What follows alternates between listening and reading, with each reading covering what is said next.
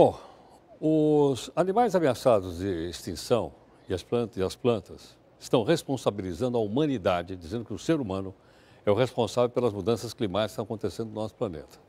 No relatório da ONU, que foi divulgado hoje, existe cerca de 95% de certeza, 95%, que o homem seja o responsável pela elevação da temperatura registrada nos últimos anos, né? Como nós vamos ver.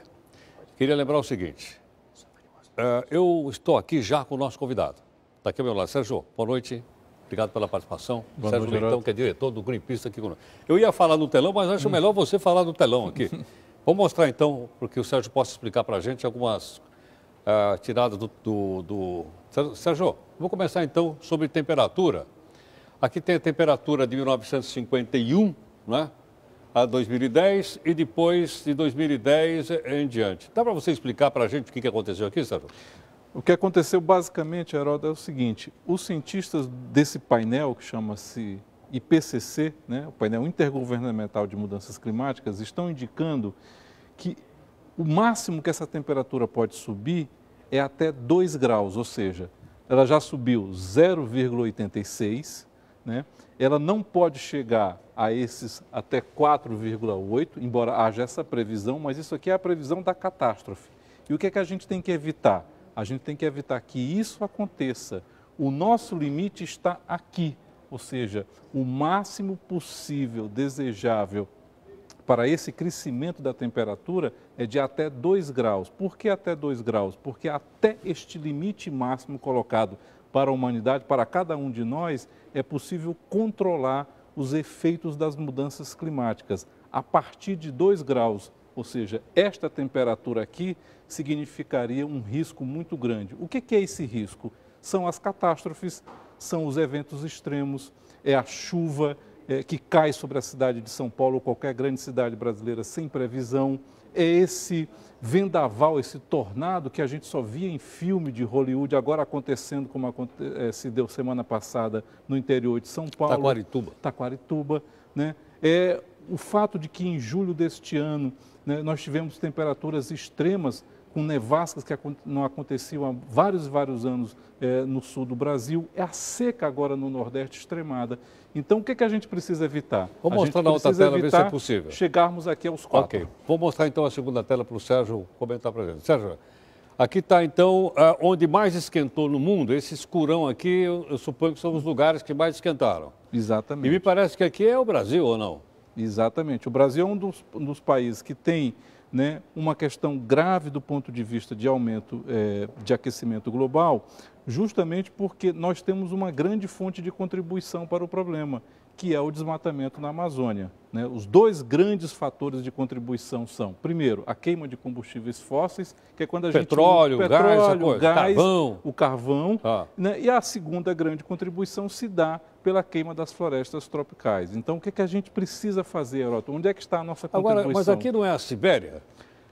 Aí já é o efeito, né, que está acontecendo nos polos, tanto no Ártico como na Antártica, no sentido de que você está tendo um derretimento muito forte da camada de gelo nesses lugares. O Greenpeace está agora com um grande problema, por exemplo, no Ártico, porque nós fizemos um protesto contra a exploração de petróleo, tivemos toda a tripulação do nosso navio presa, estamos com a ativista brasileira, a Ana Paula, que está lá presa pelo governo russo, está presa pelo menos até a segunda-feira que vem, e nós estamos fazendo um grande movimento para a sua libertação.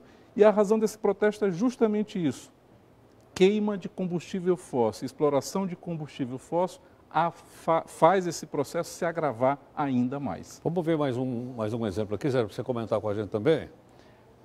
Fala um pouquinho para a gente, então, do aquecimento, do nível do mar, dependendo do tipo de aquecimento, né? A gente está colocando aqui várias propostas em função do aquecimento. Em função do derretimento das chamadas calotas polares, né, há esse aumento já verificado de 1901 até 2010, 19 centímetros. O mar subiu 19 centímetros. Subiu 19 centímetros, e o pior cenário pode significar que ele subirá até 82. O que significa isso? Infelizmente, subir 82. Infelizmente, se isso acontecer, e é isso que a gente precisa fazer com que não aconteça, precisa evitar, significa que vários lugares do mundo desaparecerão.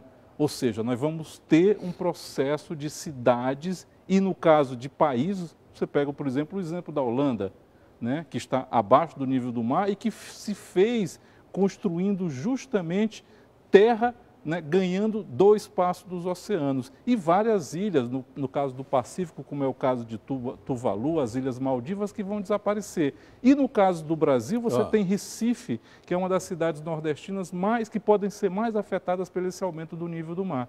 Então, isto é uma questão gravíssima, que significa vidas sendo destruídas, cidades sendo, digamos assim, submersas pela força das águas, com um prejuízo econômico imenso e sofrimento. Sérgio, são 95% então de chance de que tudo isso aí, infelizmente, seja verdade. Exatamente. Tem 5% dizendo que não. Exatamente. Aqueles pessimistas, já até trouxemos o pessoal aqui, dizendo, olha, isso não é verdade, não é nada disso, o aquecimento não tem nada a ver. E falam, por exemplo, que esse degelo que a gente está mostrando aqui do ar, que você citou agora há pouquinho, tá? Seria um processo geológico natural do planeta Terra, que já esquentou, já esfriou ao longo das suas idades ideológicas.